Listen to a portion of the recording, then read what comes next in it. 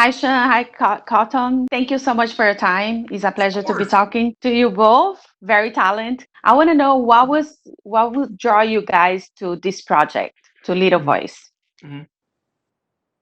Working with people like Colton, obviously, and Jesse and Sarah and JJ uh, which seems very obvious, but you have to say it because if you don't, people will think you're insane for not. Yeah. Because it is abundantly clear that you've got some of the best filmmakers, some of the most wonderful voices, spiritually and literally, in the music industry, and Jesse, who bridges the two so beautifully.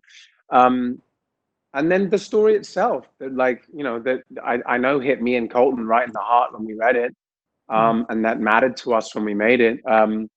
That young aspiring 20-year-old artists that are trying to find their way through an industry in a city that is ultimately quite tough on you, and that will find a way to knock you over, and you've got to try and keep your balance and navigate what being an adult or growing into an adult is like too. Mhm. Who doesn't want to tell those stories, especially when you know that you're going through it now, or have been through it, or still trying, see that problem coming up on the horizon. I'm just trying to figure out how to get where Ethan is in his mind, I guess. He's he's figured things out a lot better than I have in some capacities. Yeah, and how was filming in New York and like it was a busy city, now it's very quiet. But how was filming in New Yeah. York? Um, well, it's funny you say that because so I live in New York most of the time. Certain circumstances have taken me away from New York, so I would love to know what it's like right now.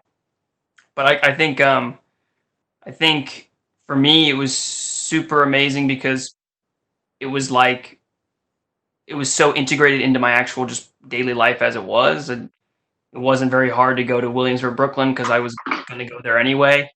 And we'd shoot all day in places that I knew I could take, Sean or Phil or somebody or Shalini. We'd go and get coffee at a place that I frequent a lot, Yeah. and it would feel so nice uh, and felt so natural. Which for my first big television adventure, I'm sure is probably not common for people, and um, so I don't know how to be like more thankful for that because it just felt so comfy, cozy. Yeah, and the message it's beautiful. It's a beautiful series and they have a really good message. What do you think people are gonna take away from Little Voice? Hopefully that message, that that that you can always find hope even in the hardest of times, and that life, we've talked about it endlessly, but that challenges happen not just to you, but they happen for you, and finding your voice as an artist or as a person, even, your identity, who you are, how you operate, what matters to you, what you value against what you perceive to have a void of, um, shapes you, and finding the strength to go with who you are and to believe in yourself enough and to support those around you that are doing the same, back, and just try to bring joy and try to see the world with joy and with hope, because it's so easy not to.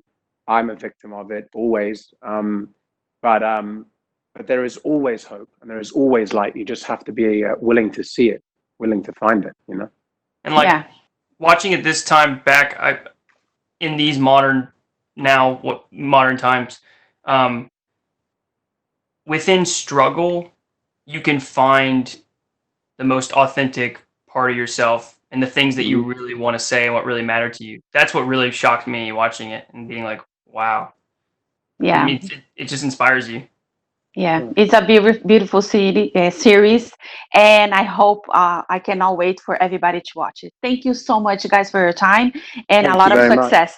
Bye bye. Thank you. If you Cheers. like this video, don't forget to comment, to like, and subscribe to our channel right here.